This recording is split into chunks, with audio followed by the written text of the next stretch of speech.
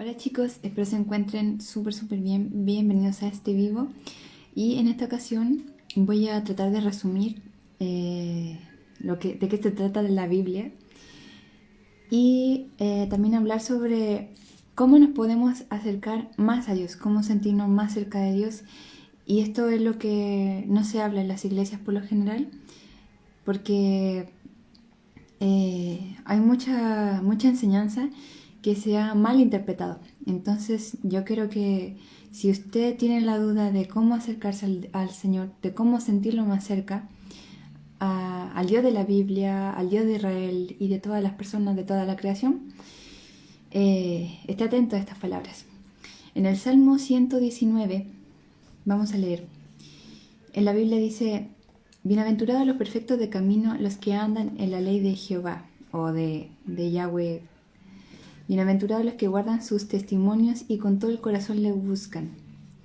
Entonces, en este salmo habla mucho de la ley del Señor. En toda la Biblia, por ejemplo, nosotros vemos muchas personas que tienen, por ejemplo, fe, mucha fe, increíble. Los salmos, todo eso. Y decimos, ¿cómo lo hacemos nosotros para tener ese tipo de fe? ¿Cómo podemos hacerlo? ¿Qué debemos hacer? O no sé, para poder tener esa fe que las personas tenían en ese tiempo, cuando sale la gente que dice, hoy la fe que tenía David, o los apóstoles de Jesús, ¿cómo era que tenían una fe tan grande? ¿Cómo era que tenían confianza en el Señor? ¿Por qué nosotros no la tenemos? Entonces, en resumen de todo, en la Biblia, por lo general en las religiones no hablan de que el Nuevo Testamento y que de ahí parte todo. Y no, el Viejo Testamento ya antiguo quedó solamente para los judíos y no, ya no vale, y no es tan así. Nosotros, si empezamos a ver una teleserie, lo ideal es que vayamos del capítulo 1, y en la Biblia también, en todo libro uno debería partir del comienzo. Entonces, el consejo es empezar a leer Génesis y leer los 5 primeros libros, que es el Pentateuco, y son las leyes para Israel. Y cuando uno quiere ser parte de estas leyes que Dios pone, el Señor como que nos hace parte a nosotros. Entonces, lo importante, el consejo es primero leer los 5 primeros libros. ¿Por qué? Porque ahí está el corazón de Dios. Y eso se llama la Torá. Entonces, ya leyendo los 5 primeros libros, obviamente hay muchos mandamientos que ya no corren. Por ejemplo, el tema de los sacrificios, no sé, pues a los animales, el tema de la ley a los esclavos. Pero toda esa ley nos indica a nosotros de cómo nosotros tenemos que vivir, qué cosas tenemos que hacer y qué cosas no tenemos que hacer. Es para los humanos, para todas las personas que quieran aceptar esto. Entonces es maravilloso porque de eso se trata el pacto del Señor, de que nosotros conozcamos su ley y podamos tratar de andar en esa ley que Él nos da. Por eso es que la gente después tiene tanta confianza, porque cuando el Señor dice, si tú cumples estos mandatos, yo te voy a dar esto, te voy a dar bendiciones, te voy a dar salud, muchas cosas buenas. Pero si no los cumples, te va a venir la maldición, te van a venir cosas malas. Y acá no se trata de que hoy es un Dios castigador, no. Es como que uno, no sé, tuviera la gente que tiene hijos, le dice, oye, te digo, no metas los dedos en el enchufe o no pongas ahí porque te vas a quemar. Y bueno, el Señor nos da libertad para nosotros elegir. Ok, ¿le hacemos caso, tomamos atención a sus palabras o simplemente seguimos nuestro camino? Entonces, en resumen de todo, primero, la ley es importante que nosotros al menos la leamos. Por eso es importante leer los 5 primeros libros y también los salmos. Muy bueno leerlo de noche antes de dormir o recordarlo también para la gente que tiene malos sueños, pesadillas. Estuve estudiando de que leer salmos ayuda mucho al alma. Y después viene la historia de Jesús, que es el Nuevo Testamento, o mejor dicho, el Nuevo Pacto, porque el Señor sigue con vida. El Señor es un Dios vivo que era, es y será. No, no es un Dios que ya pasó. Entonces, ni siquiera debería ser Antiguo Testamento y Nuevo Testamento. Son términos malos. El tema es el pacto, el trato que Él hace con nosotros. Entonces, todo el pecado significa infracción de la ley. Cuando nosotros infringimos la ley, cuando nosotros estamos con la ley del Señor, es como que estuviéramos dentro de una cerca que Él mismo nos pone. Es como nuestra seguridad, nuestra confianza. Y cuando estamos lejos de la ley del Señor, es más probable que el sufrimiento, el dolor de que, ¿por qué me pasa esto? Y a las futuras generaciones también tengan dolor, porque el Señor dice, si tú cumples mi ley, bendeciré hasta la tercera y cuarta generación de los que me aman. Para Dios el amor es que nosotros cumplamos sus mandamientos, cumplamos esa ley. Porque si tú te vas al Nuevo Testamento, todo se resume en eso. O sea, dice, el que me ama, mi palabra guardará. ¿Y cuál es su palabra? Si en ese tiempo no estaba escrito en la Biblia. ¿En qué se apoyaba David? ¿En qué se apoyaban los apóstoles para tener esa fe, para tener ese amor por las cosas del Señor? En la Torá. Ahí estaba, y ahí está y permanece el corazón del Señor.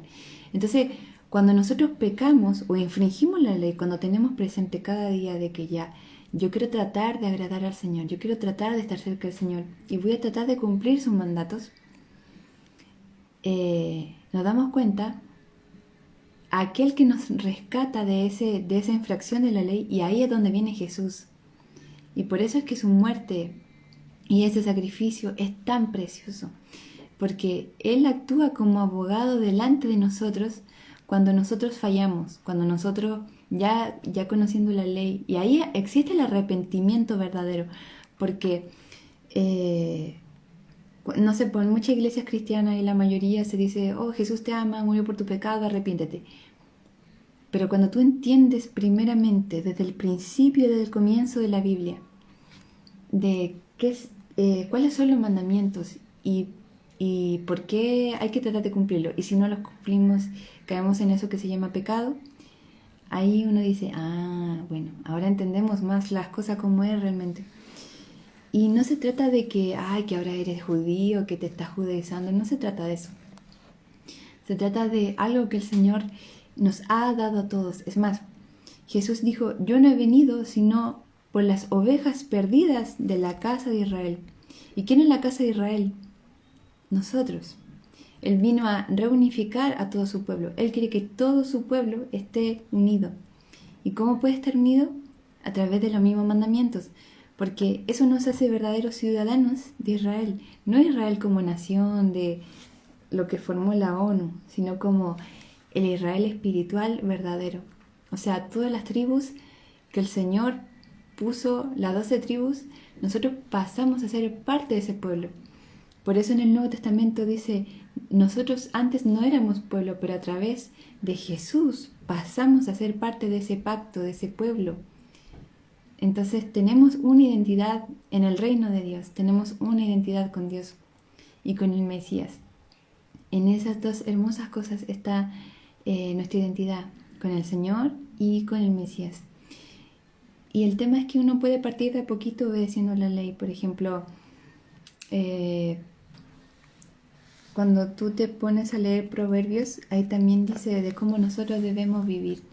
Entonces, no solamente también en los 5 primeros libros está escrito lo que a Dios le gusta, sino también en toda la Biblia hay mucha riqueza de lo que el Señor quiere. Pero si ustedes se dan cuenta y se detienen, todo vuelve como lo mismo, a que podamos obedecer la ley. Por ejemplo, hay uno de los 10 mandamientos que dice que el día de reposo, que es el día sábado, nosotros tenemos que santificarlo, recordarlo, pasar un tiempo con la familia y recordar al Señor, porque eso trae descanso al alma. Entonces, muchas veces la iglesia nos ha enseñado de que hay un ratito el día domingo, pero el Señor, por ejemplo, quiere que tengamos un día completo con Él, que si haces labores de casa, que ese día, no sé, compres antes el día viernes, no sé, comida, o prepares comida antes, y el día sábado, y bueno, más adelante voy a explicar, pero en resumen, es que le entreguemos al Señor ese día, que como que hagamos una pausa en la semana y ese día se lo recordemos a Él. Y todos sus mandamientos del Señor nos hacen bien a nuestra alma, son de bien para nuestra alma. Así que yo les animo a que ustedes empiecen a leer desde el Génesis de a poquito. ¿De qué se trata? ¿Cuáles son las leyes que Dios le puso al pueblo?